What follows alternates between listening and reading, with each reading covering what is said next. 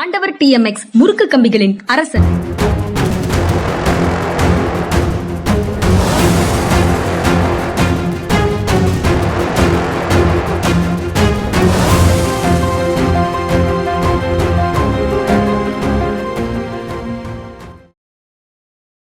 வணக்கம். இது மனிதா சார். வணக்கம் சார். வணக்கம்ங்க. வணக்கம். ஒரு 4 நாள் விடுமுறைக்கு பிறகு இன்று தமிழ்நாடு சட்டப்பேரவை கூடுகிறது. இன்றிலிருந்து துறை சார்ந்த மானிய கோரிக்கை, அது தொடர்பான விவாதம் அப்படிங்கிறது அஜெண்டாவாக இருக்கு சார். 4 நாள் லீவுக்கு பிறகு ஸ்கூலுக்கு போற பையங்களுக்கு என்ன உணர்வு இருக்குமோ அந்த மாதிரி உணர்வு தான் இதுலயும் இருக்குமா அப்படிங்கிறது தெரியல. பட் அந்த அசம்பிளி நடக்காத பீரியட்ல படிக்கிற செய்திகளும் ஒன்றும் சுவாரஸ்யம் இல்லை சார். ரொம்ப கொடுமையானதாக இருக்குது. கோவையில ஒரு மாணவர் அமுதன் படுகொலை, திருவொற்றியூர்ல ஒரு மாணவர் கொலை, அப்புறம் நேற்று கர்நாடகால வனப்பகுதியில 3 தமிழர்கள் சுட்டு கொலைன்னு நிறைய கொலை செய்திகளாக இருக்கு. அதுவும் ஒரு மாதிரி இன்றைக்கு அது தொடர்பாக ஒரு ஒத்திவைப்பு தீர்மானம், கவன ஈர்ப்பு தீர்மானம் எதிர்கட்சி தலைவர் கொடுத்திருக்கிறாருங்கிறதும் செய்தியில பார்க்க முடியுது. கோவை மாணவர் அமுதன் படுகொலை தொடர்பாக எப்படி இந்த மாதிரி விஷயங்களை எப்படி சார் ஹேண்டில் பண்ணுவாங்க? இல்ல, பொதுவாகவே சமுதாயத்துல சகிப்புத்தன்மை குறைஞ்சிக்கிட்டு இருக்குங்கிறது ஒண்ணு. அதன் காரணமா சிறு விஷயங்கள் கூட பெரிய தகராறாகி அடிதடின்னு போய் கொலையில முடிகிறது, அதுங்கிறது ஒண்ணு. இன்னொன்னு இப்ப அமுதன் கொலை விஷயத்துல பல காரணங்கள் கூறப்படுகின்றன. ஒண்ணு அவர் போதைக்கு எதிராக இருந்தாரு, அதுக்காக சில முயற்சிகள் மேற்கொண்டாரு, அதனால குழுமமா சேர்ந்து சில பேர் அடிச்சிட்டாங்க அப்படின்னா குற்றம் புரிபவர்களுக்கு, இது உண்மையா இருந்தா குற்றம் புரிபவர்களுக்கு துணிச்சல் அதிகமா இருக்கு அப்படிங்கிறது இன்னொன்னு. நம்ம கொலையும் பண்ணிடலாம், அதுல தப்பிச்சு போயிடலாம் அப்படிங்கிறது. அதுக்கு காரணம் என்னன்னா, நம்முடைய நீதி பரிபாலனம்ங்கிறது ஆங்கிலம் சொல்லுவாங்க, ஜஸ்டிஸ் டிலேட் இஸ் ஜஸ்டிஸ் டினைடும்பாங்க. தாமதப்படுத்தப்பட்ட நீதி மறுக்கப்பட்ட நீதி தான் அப்படிம்பாங்க. அது மாதிரி தான் நீ பெரும்பாலும் இருக்கு நம்முடைய நீதி மன்றங்களுடைய செயல்முறைகள். அந்த கேஸை பொறுத்த வரைக்கும் அந்த விசில் ப்ளோயருக்கான ப்ரொடெக்ஷன் அப்படிங்கிறது எதுவும் அவருக்கு இருக்குல்ல. அது ஒரு பொதுவாகவே விசில் ப்ளோயர் ப்ரொடெக்ஷன் கிடையாது. நான் சொல்லியிருக்கேன்ல, நான் இதுல இங்கிலாந்துல 1 வருஷம் வாழ்ந்த போது நான் பார்த்திருக்கேன். அது இதில் காமிப்பாங்க, இந்த வீடியோல எல்லாம் காமிப்பாங்க, நேரடியாகவும் பார்த்துருக்கேன். ஒரு குற்ற நிகழ்வு நடக்குதுன்னா, அந்த நிகழ்வு ஒரு ரோடு மேல் நடக்குதுன்னா, அந்த ரோட்டுக்கு பக்கத்தில் உள்ள வீடுகள்ல முதல் மாடியில் இருக்கிற வயதான பெண்மணி காவல்துறைக்கு உடனடியா போன் பண்ணுவாங்க. காவல்துறை உடனடியா வருவாங்க. இப்ப காவல்துறை இந்த அம்மா எங்களுக்கு போன் பண்ணாங்கன்னு சொல்லிட்டு காட்டி கொடுக்க மாட்டாங்க. ஆனா இங்க அந்த மாதிரியான ஒரு பாதுகாப்பு, யாரு எனக்கு போன் பண்ணது அப்படின்னு அங்க கூட்டத்தோட இருக்கும்போது நடுவுல கேட்பாங்களா சார்? அதுவும் கேட்க மாட்டாங்க. இல்ல, கேட்க மாட்டாங்க. அங்க கேட்கவும் மாட்டாங்க. ஏன்னா கேட்டாலும் பதில் கிடைக்காதுன்னு தெரியும். கிடைக்காது. ஆனா இங்க அது மாதிரி பல சமயம் சினிமால காட்டுறாங்கல்ல, ஒருத்தர் கம்ப்ளைண்ட் கொடுத்துருப்பாரு போலீஸ்ல போய், அவர் அந்த கம்ப்ளைண்ட் யாருக்கு எதிராக கம்ப்ளைண்ட் கொடுத்தாரோ அவர் இழுத்துட்டு வாடாகணும்னு சொல்லுவாரு. சொல்லி அவர் வந்தவுடனே இந்த பாடுறா நீ எழுதுன கம்ப்ளைண்ட் போலீஸ் ஸ்டேஷன் கொடுத்தது, என்ன எது கம்ப்ளைண்டா பண்ற அப்படின்னு சொல்லுவாருங்கிற மாதிரிலாம் காமிக்கிறதுல பெரும்பான்மை உண்மை இருக்குன்னு மக்கள் நினைக்கிறாங்க. அதனால இந்த மாதிரி பலவித காரணங்கள். நீங்க சொல்ற இந்த சினிமா நிகழ்வு அப்படியே எனக்கு அந்த முன்னாடி சத்யேந்திர துபே அப்படின்னு ஒரு இன்ஜினியர், ஹைவேஸ் இன்ஜினியர், பாட்னால பிரைம் மினிஸ்டருக்கு எழுதின கம்ப்ளைண்ட் அப்படியே கான்ட்ராக்டருக்கு அவர் மர்மமான முறையில சாலையில் கிடந்தார், உயிரற்ற உடலாக சாலையில் கிடந்தார்னு ஒரு பழைய செய்தி நினைவுக்கு வருது. கோல் மஃபியாவை எதிர்த்து போராடின யாருமே பனிஷ்மெண்ட் வாங்காம தப்பிச்சதில்லை. கோல் மஃபியாவை எதிர்த்து போராடணும், அதுதான் உண்மை. ஒரு இன்ஜினியர் இது மாதிரி ரயில்வே ட்ராக்ல பணமா இருந்தாரு அப்படின்னு சொல்லி படிச்சிருக்கேன் பல ஆண்டுகளுக்கு முன்னாடி. அதனால இதெல்லாம் எதை காட்டுதுன்னா, அடிப்படை மாறுதல்களே சமுதாயத்துல தேவையா இருக்கு. நமக்கு எதுக்கு வம்பு அப்படின்னு சொல்லி ஒதுங்கி போறதுதான் வாழ்றதுக்கு உத்தமமான வழி அப்படின்னு மக்கள் நினைக்கிற ஒரு சூழ்நிலை இருக்கு அப்படிங்கிறது ரொம்ப துயரமான ஒரு விஷயம். இந்த அடிப்படை மாறினருடைய இத்தகைய கொலைகள் நிகழ்வது தவிர்க்க முடியாது. இதுல அந்த யாரு புகார் கொடுத்தாரு அல்லது யாரிடமிருந்து உண்மை தெரிந்தது அப்படிங்கிறது குற்றம் செய்யக்கூடியவர்களுக்கும் தெரியறதுல தான் பாதி பிரச்சனை வருது. அது ரொம்ப பிரச்சனையாக இருக்கு. அதுக்கப்புறம் நேற்று பேசியதனுடைய தொடர்ச்சியாக இன்னொரு செய்தி இருந்தது சார். எதிர்க்கட்சியினரை நாங்க சொல்லல, சித்தாந்த நக்சல்கள் அப்படின்னு சொன்னது எதிர்க்கட்சியினரை நாங்க சொல்லல அப்படின்னு இப்ப கிரண் ரிஜிஜு சொல்றாரு. பிரதமர் பேசியது எதிர்க்கட்சிகளை அல்ல அப்படின்னு சொல்றாரு. பிரதமர் இவற்றை கன்சல்ட் பண்ணிட்டு தான் பேசினாரா? பிரதமர் இவற்றை கன்சல்ட் பண்ணி தான் பேசினாரா? சொல்ல வேண்டியது பிரதமர் இல்ல. ஆமா, அது சொல்ல வேண்டியது பிரதமர். ஆனா இடையில அந்த செங்கோட்டை நிகழ்வுக்கு வராத ராகுல் காந்தியையும் கார்கேயையும் இந்த மனநிலை, நக்சல் மனநிலை, சித்தாந்த நக்சல்களுடைய மனநிலைன்னு பிஜேபியே தான் குற்றம் சாட்டியது. ஆமா. அப்ப எதிர்கட்சி தலைவர்களை சொல்லல அப்படின்னு இப்ப சொல்றாங்க. அங்க ஏதாவது என்ன விஷயம் நடக்குது சார்? நீங்க தர்மேந்திர பிரதான் ராஜினாமா பண்ணாரு. அதுக்கப்புறம் அமித்ஷா இதுக்கு பொறுப்பேற்க வேண்டும்ங்கிற குரல்களும் அதிகமாக வருது. இது மாதிரி பிரதமர் சொன்னதையே அது அதுக்காக இல்லைன்னு சொல்ல வேண்டிய ஒரு விளக்கம் இன்னொரு அமைச்சர் கொடுக்கிறாரு. ஏதாவது நடக்குதா அங்க? இல்ல, ஒரு குழப்பத்துல இருக்காங்க. அதாவது தங்களுக்கு எதிரான எதிர்ப்பலைகள் வருதுங்கிறத உணர்றாங்க. அதை எப்படி சமாளிக்கிறதுங்கிறது தெரியாத ஒரு குழப்பத்தில் இருக்கு. ஏன்னா நேர்மையான முறையில் சமாளிக்கணுங்கிற நினைப்பே அவங்களுக்கு கிடையாது.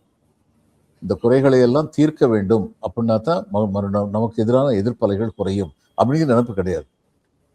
எப்படி இருக்குமோ அப்படித்தான் இருக்கும். நெருக்கடிகள் வரும்போது களத்துல இருந்து வேலை செய்து அவர்களை காப்பாற்றுவதற்கு ஒரு ஆலமரம் இருக்கே சார். இப்ப ஆலமரம் மௌனமாக இருக்கா? இவங்க கிட்ட இருந்து விலகி நிக்குதா? இல்ல, இவங்க நெருக்கடியினால ஆலமரத்துக்கு இடைஞ்சல் வந்துடக்கூடாதுன்னு ஆலமரம் நினைக்குது. அப்ப இன்னைக்கு சட்டப்பேரவை எப்படி இருக்குங்கிறதுக்கான சாம்பிள்ஸ் வெளியிலேயும் வருது. அதாவது இருக்கக்கூடிய செய்திகள்ல இருந்தும் தெரியுது. இன்று 100வது நாள் விளம்பரம் தமிழ்நாடு தவேக அரசு கொடுத்திருக்கிறாங்க. ஒரு யுகத்திற்கான மக்களின் மனசாட்சி அப்படின்னு கொடுத்திருக்கிறாங்க. அதுல என்னென்ன ஹைலைட் பண்ணணும் அப்படிங்கிறதையும் ஹைலைட் பண்றாங்க. அது தனித்தனியாக பார்க்கணும்னா அதுக்கே டைம். ஏற்கனவே நம்ம பல இடம் பேசியிருக்கோம். சிங்கப்பெண் அதிரடிப்படை, தாய்மாமன் தங்க மதுரம் திட்டம், முதலீட்டாளர்கள் மாநாடு, 717 மதுபான கடைகள் மூடல், அப்புறம் விவசாயிகளுக்கு 6000 கோடி பயிர்க்கடன் தள்ளுபடி, வெற்றி வீடு திட்டம், வெற்றி உத்தரவாத வேலை வாய்ப்புன்னு எல்லாம் சொல்றாங்க. அது எல்லாமே மிஸ்லீடிங் தகவலா என்னன்னு தெரியல. அந்த 150 நாட்களுக்கு உத்தரவாத வேலை வாய்ப்பு. அது போக அந்த லாங்குவேஜும் திரும்பவும் வேற மாதிரி சொற்கள் வருது. வேலை உறுதி திட்டம்னு ஏற்கனவே பல 10 ஆண்டுகளா ஒரு 10 வருஷத்துக்கும் மேல இங்க உறுதியாக இருந்தது மாறி இப்ப வேறு லாங்குவேஜும் வருது. அப்ப புதிதாக அந்த என்ன நடந்ததுன்னு கடந்த கால நிகழ்வுகளை பற்றி எதுவுமே பார்க்காம அல்லது அறிந்து கொள்ளாமல் புதிதாக எல்லாத்தையும் போடுறாங்களா எப்படி சார்? இந்த துக்ளக்ல ரொம்ப நாளா எனக்கு தெரிஞ்சு ராகுல் காந்திக்கு ரா, அதுக்கப்புறம் தமிழ்ல உள்ள கு, அதுக்கப்புறம் எல், ராகுல் காந்தி. அது நம்ம வாசிப்போம் ராகுல் காந்தி தான் வாசிப்போம். ஆனா திரு குருமூர்த்தி அவர்கள் பொறுப்பெடுத்துக்கிட்டதுக்கு அப்புறம் ராவுக்கு அடுத்து அந்த ஹா அப்படின்னு சொல்லி அந்த எழுத்து இருக்குல்ல, அந்த எழுத்தை போட்டு ஹூ, ராகுல் காந்தின்னு எழுதுறாங்க. ஏன்? அது மாதிரி தான் இதுவும், அதே மாதிரி தான் இதுவும். அப்புறம் இன்னொன்று, இவங்க இதெல்லாம் யுகத்தின் மனசாட்சி அதெல்லாம் சொல்றாங்களே. ஒன்னே ஒண்ணுக்கு இந்த 717 மதுக்கடை மூடுனீங்கல்ல, அந்த லிஸ்ட்டை கொடுங்களேன். தகவல் உரிமை சட்டத்தில் லிஸ்ட்டை கேட்டா டாஸ்மாக் அந்த டிஸ்ட்ரிக்ட் போய் கேட்டுங்கன்னு பதில் வருது. இவங்ககிட்ட இல்லையா? அப்படி கன்சாலிடேட்டட் டேட்டா இல்லாம இருக்குமா சார்? இருக்கவே முடியாது. கன்சாலிடேட்டட் நிச்சயமா இருக்கும். அப்போ நீங்க என்ன வேணாலும் கேளுங்க, நாங்க தர்றதான் தருவோம் அப்படிங்கிற ஆட்டிடியூட் தான் அதுல பிரச்சனையா? ஏன்னா மக்கள் மறந்துடுவாங்க. எல்லாத்துக்கும் அடிப்படை அந்த ஒரு மதமதப்பு. எல்லாத்தையும் மக்கள் மறந்துடுவாங்க. இதையும் கடந்து போய்விடலாம், எதையும் கடந்து போய்விடலாம் அப்படிங்கிற ஒரு நினைப்பு.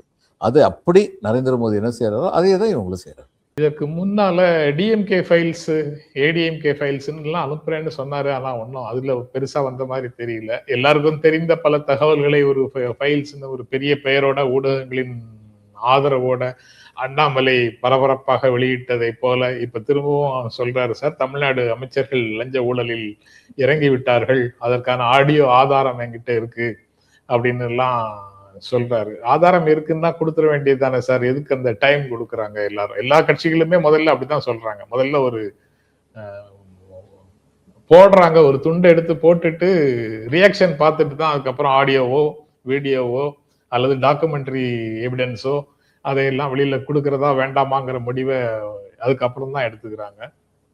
அது எதனால தெரியல. இவர் இதே மாதிரி சொல்றாரு 2% 3% வாங்க ஆரம்பிச்சிட்டாங்கன்னு. அடுத்து சொல்றாரு 1 வருஷம் டைம் கொடுப்பேங்கிறாரு. ஏன் 2-3% வாங்கன்னா சொல்ல மாட்டேன், அது 7-8% வாங்க ஆகிற வரைக்கும் பொறுத்துக்கிட்டு இருக்கேன்னு சொல்ல வர்றாரா? ஒரு கால அவகாசம் கொடுக்கிறாரு சார் எல்லாத்துக்கும். ஏன்னா எல்லார பற்றியும், அரசியல்வாதிகள் எல்லார பற்றியும் இந்த கரப்பான் பூச்சிகளுக்கு நம்பிக்கை எல்லாம் போயிடும். கரப்பான் பூச்சிகள் மேல நம்பிக்கை இல்லாம அதுக்கப்புறம் பள்ளிகள் மக்கள் கட்சி அப்படின்னு ஏதாவது ஒண்ணு வரலாம். பட் இதுல ஒரு விஷயம் பிரபலங்களை நம்பி அந்த கரப்பான் பூச்சிகள் இல்ல. ஆமா, அது ஒரு சிறப்பான ஒரு விஷயம். ஏன்னா ஒரு அஜெண்டால எனக்கு கொல்கத்தால கிரிக்கெட்டர் ஒருத்தரை தூக்குறதுக்கு முதல்ல முயற்சி பண்ணாங்களே சார், சௌரவ் கங்குலி. ஆமா, அத மாதிரி கிரிக்கெட்டர், சினிமாக்காரங்க அல்லது வேறு வகையில ரொம்ப பிரபலமாக மக்கள் மத்தியில செல்வாக்கோட இருக்கக்கூடியவர்கள், இவர்களை முன்னிறுத்தி ஒரு மூவ்மெண்ட்டை, அரசியல் கோட்பாடுகள் அற்ற ஒரு மூவ்மெண்ட் மாதிரி ஒரு தோற்றத்தை வச்சு அவங்கள முன்னிறுத்துவது அப்படிங்கிற ஒரு ட்ரெண்ட் வந்தது இல்ல, அதுல காக்ரோச்சஸ் வரல. ஆமா, அந்த ட்ரெண்டே ஆபத்தான ட்ரெண்ட். பிரகாஷ் ராஜ் இவங்களுக்கு காக்ரோச் ஜனதா பார்ட்டிக்கு ஆதரவு தர்றது ஒரு விஷயம், வரவேற்க தகுந்தது. இவங்க பிரகாஷ் ராஜை கூப்பிடுறது வேற விஷயம். இவங்க கூப்பிடக்கூடாது, காக்ரோச்சஸ் கூப்பிடக்கூடாது அப்படின்றீங்களா? ஆமா, அவங்களா வந்ததுலயும் அவங்க யாரை ஏத்துக்கிறது யாரை ஏத்துக்கல. அவங்க இங்க கேப்சர் பண்ண பார்த்தாங்கன்னா, இப்ப இது ஜல்லிக்கட்டு இதுல அதான் நடந்தது, இவங்கெல்லாம் திரைப்பட பிரபலங்கள் அவங்க திருப்பி அனுப்பிட்டாங்க, வேணாங்க எங்க பிரச்சனை நாங்களே பார்த்துக்கிறோம். அந்த அளவுக்கு அந்த நேரம் வரை அது மிக சிறப்பாக நடைபெற்றுக் கொண்டு, அதன் பிறகு எதிர்கட்சி தலைவரும் அசம்பிளிக்கு ப்ரீலூடு மாதிரி நேற்று வழக்கறிஞர் அணியோட பேசும்போது சொல்லியிருக்கிறாரு, மாற்றம் தருவதாக சொல்லி ஆட்சிக்கு வந்த தவிக திட்டங்களின் பெயரை மட்டுமே மாற்றி இருக்கிறது அப்படின்னு சொல்றாரு. அப்புறம் ரொம்ப ரீல்ஸ் மாதிரி அல்லது சோசியல் மீடியா முழுக்க ஒரு செய்தி பரவிட்டு இருக்கு. அது சரியா தப்பா சார்? எந்த துறையில கேள்வி கேட்டாலும் அந்த துறை அமைச்சர் பதில் சொல்றது இல்ல, வேறொரு துறை அமைச்சர் பதில் சொல்றாரு அப்படின்னு ஒரு சார்ஜ் கேலியாக பல ஊடகங்கள்லயும் பரவிக்கிட்டே இருக்கு. இது சட்டசபை நிகழ்வுகளை பார்த்ததுக்கு சொல்ல முடியாது, அந்த அளவுக்கு நிகழ்வுகளை கூர்மையா பார்க்கல. ஆனா வெளியில அது நடக்கிறத பார்த்துருக்கு. ராஜ்மோகன் ஏறக்குறைய எல்லா துறைக்கும் பதில் சொல்லிட்டு இருக்காரு. அவைக்குள்ளேயும் அப்படித்தான் பேசுறாரு, அது இருக்கு. அப்ப சரி, ரொம்ப ஃபேமஸாக அத ஒரு விவசாயிகள் பட்ஜெட் தொடர்பான விஷயங்களை வச்சு பேசும்போது, இப்போ இந்த சாகுபடி பற்றி எல்லாம் பேசினாரே, அவர் யாரு? விவசாயத்துறை அமைச்சரா? இல்ல அவரு அறநிலையத்துறை அமைச்சர்? அப்படி வரிசையாக இத பத்தி பேசுறது யாரு? அத எதுவுமே அந்த துறை அமைச்சர் இல்ல, வேறு அமைச்சர் அப்படின்னு. அதுக்கப்புறம் இவரை பத்தி எல்லா விஷயத்தையும் பத்தி பேசுறாரு, இவர் தான் முதலமைச்சரா இல்ல அவர் கல்வித்துறை அமைச்சர்?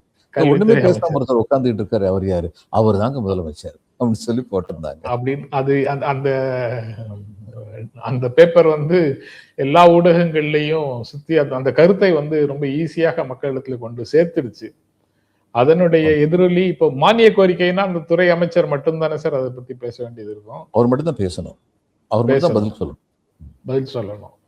அப்படி நடக்குதான்னு பார்க்கலாம் அந்த டாக்குமெண்ட்ல. நீங்க ஏற்கனவே சொல்லுவீங்கல்ல, அவங்க உங்களுடைய விமர்சனத்தை பார்த்து தங்களுடைய நடவடிக்கைகளை திருத்திக் கொள்வார்கள் அப்படின்னு. அந்த மாதிரி அது முதலமைச்சர் அவரு இன்னும் சில விஷயங்கள் இன்னும் திருந்தாம தான் இருக்காரு. பேசுங்கன்னா பேசாம தான் இருக்காரு. ஆனா பல விஷயங்கள் அவர் திருத்தி இருக்காருங்கிறது நிஜம்தான். அதுக்கப்புறம் இன்னொரு செய்தி சொல்றாரு சார் உதயநிதி, ஆட்சி அதிகாரத்துல இருக்கும்போது யார் வேண்டுமானாலும் யாரையும் கைது செய்யலாம், ஆனா அதிகாரத்திலேயே இல்லாத போது, எதிர்கட்சியாக இருக்கும்போது ஆட்சியில இருக்கக்கூடிய முதலமைச்சரையே வழக்கில சிறைக்கு அனுப்புனது திமுக சட்டத்துறை அப்படின்னு சட்டத்துறையோட அந்த சட்டத்துறை கூட்டத்துல பேசும்போது தான் சொல்றாரு. நிஜம்தான். பட் கான்டெக்ஸ்ட் வந்து சட்டத்துறையோட பேசுறதுனால சட்டத்துறையினுடைய சிறப்பு அம்சத்தை ஹைலைட் பண்ணி காட்டுறாரா, இல்ல அந்த மாதிரி செய்வதற்கு நாங்கள் எப்போதும் தயாராகவே இருக்கிறோம் அப்படின்னு இல்ல தங்களுடைய வல்லமை தான் காமிக்கிறாரு. அவங்க வல்லமை ஏற்கனவே நிரூபிச்சிருக்காங்க. நிரூபிச்சிருக்கிறாங்க. அதுக்கப்புறம் சார் இன்னும் ஒரு செய்தி இன்னைக்கு பேப்பர்ல வந்து தினமணியில ஐயா பழநெடுமாறன் கேள்விக்குறியாகும் தேசிய ஒருமைப்பாடு அப்படின்னு ஒரு பக்க கட்டுரை எழுதியிருக்கிறாரு. காவேரி, மேகதாது, கர்நாடகா, தமிழ்நாடு இதையெல்லாம் வச்சு கேள்விக்குறியாகும் தேசிய ஒருமைப்பாடுன்னு ஒரு கட்டுரை எழுதியிருக்கிறாரு. ஒரு பக்க கட்டுரையை தினமணி வெளியிட்டு இருக்குது. அந்த மாதிரி ஒரு தலைப்போட வேறு யாராவது அப்படி கட்டுரை எழுத முடியுமான்னு தெரியல. அவர் எழுதுனதுனால போடுறாங்களாங்கிறதும் தெரியல. பட் அப்படி தேசிய ஒருமைப்பாட்டை கேள்விக்குள்ளாக்குகிறது கர்நாடகாவினுடைய நடைமுறை அப்படின்னு சொல்றது எவ்வளவு தூரம் சரியானது சார்? அது உண்மைதானங்க. கேள்விக்குறியாக்குவது தேசிய ஒருமைப்பாட்டை மட்டுமல்ல, இந்திய இறையாண்மையும் தான், உச்ச நீதிமன்றத்தின் உத்தரவுகளையும் தான் அதான் பண்றாங்க அவங்க. எல்லாத்தையும் சேர்த்து பார்க்கும்போது டோட்டலி அகெயின்ஸ்ட் சிஸ்டம் அப்படிங்கிற மாதிரி ஆகுது. உச்ச நீதிமன்ற தீர்ப்பையும் மதிக்க மாட்டோம், ஏற்கனவே போட்டிருக்கிற ஏற்பாடுகளையும் மதிக்க மாட்டோம். டோட்டலி அகெயின்ஸ்ட் சிஸ்டம் இல்ல, totally against what should be the system. What should be the system. அதுக்கப்புறம் அந்த மாதிரி கட்டுரைகளுக்கு மாற்று கருத்து ஒண்ணு வருது சார். மாணிக்கம் தாக்கூர் தமிழ்நாடு காங்கிரஸ் கமிட்டி தலைவர்கிட்ட தமிழ்நாட்டுக்கு காவிரி நீர் கிடைக்கிறதை தடுக்க முயற்சிக்கிறது பாஜக. நாங்க வந்து சட்டப்படி என்ன கொடுக்கணுமோ அதை கொடுக்கறதுக்கு காங்கிரஸ் அரசு முயற்சி செய்யுது. ஆனா கர்நாடகால பாஜக அதை கொடுக்க கூடாதுன்னு தடையாக இடையூறாக போராட்டங்களை நடத்துது அப்படின்னு எல்லாத்துக்கும் காரணம் பாஜக தான் அப்படின்னு சொல்றாரு. அப்போ ஒரு தப்பான போராட்டம் வந்து பாஜக நடத்தினா அதை தடுக்கிறதுக்கு வல்லமை இல்லாத ஒரு அரசா கர்நாடக காங்கிரஸ் அரசு இருக்கு அப்படின்னு சொல்ல வர்றாரு. அதுதான் ஜூன் மாசம் தண்ணி கொடுக்கக்கூடாதுன்னு இவங்களை யார் சொன்னது? காங்கிரஸ் அரசு ஜூன் மாசம் தண்ணி கொடுக்கக்கூடாது, அவங்க குருவை வந்து பாழா போட்டோம் அப்படின்னு யார் சொன்னது? அப்போ போராட்டம் வரல. ரெண்டு விஷயங்கள் வந்து தெளிவா இருக்கணும். இப்ப நீட்ல வந்து என்ன செஞ்சோம்? நீட்டை தொடர்ந்து எதுக்குறோம், ஆனா நீட்டுக்கான ட்ரைனிங் எடுக்காம இருக்காங்களா பிள்ளைங்க? நம்ம படிப்பு பாதிச்சிடக்கூடாது, அதனால இருக்கிறதுக்குள்ள இப்ப வந்து அதை பயன்படுத்திக்கணும். ஆனா அதே சமயம் இது பொல்லாதது, தேவையில்லாதுங்கிறத பற்றின இது வந்து டிமாண்ட் வந்து தொடரும். அதே மாதிரி அந்த எக்ஸசிவ் மான்சூன் ரெயின் வந்தபோது இது வரைக்கும் கடலுக்குள்ள தானே கலக்கு. இதை வந்து தடுத்து நிற்கிறதுக்கு இத்தனை வருஷமா எந்த முயற்சியும், சீரிய முயற்சிகள் எதுவும் மேற்கொள்ளப்படலை. அது நம்ம வந்து சென்னையுடைய குடிநீருக்கும் சரி, செம்பரம்பாக்கம் மாதிரி இன்னும் 2 பெரிய ஏரிகள் உருவாவதற்கான சூழ்நிலையும் உருவாக்கணும். அடுத்து நம்முடைய விவசாயத்துக்கு வந்து நீர் பாதுகாக்கிறதுக்கு நம்ம வந்து யோசிக்கணும். நமக்கு வந்து குறுவை வந்து கண்டிப்பா தேவை, நிச்சயமா. அப்போ இந்த குறுவைக்கு வந்து இவங்க தண்ணி கொடுக்க மாட்டேங்குது, ஒவ்வொருவரும் பிடிவாதம் பிடிக்கிறாங்க. என்ன செய்யணும்? அதுக்கப்புறம் எல்லாருக்கும் ஒன்று தெரியணும், இது வந்து நெல் வந்து ஒரு அக்வாட்டிக் பிளான்ட், அது நீரை அதிகமாக உறிஞ்சுகின்ற ஒரு பயிர். அப்போ அது எந்த அளவுக்கு நெல் விளைவிக்கணும், எந்த அளவுக்கு மற்றதை விளைவிக்கணும், எந்த அளவுக்கு அது எக்கனாமிக் ரீஜெனரேஷன் விவசாயிகளுக்கு உதவும், பல விஷயங்கள் இதில் யோசிக்க வேண்டியது. இது தண்ணியே இல்லாத இஸ்ரேல் வந்து சொட்டு குடிநீர் பாசனத்தை பயன்படுத்தலையா?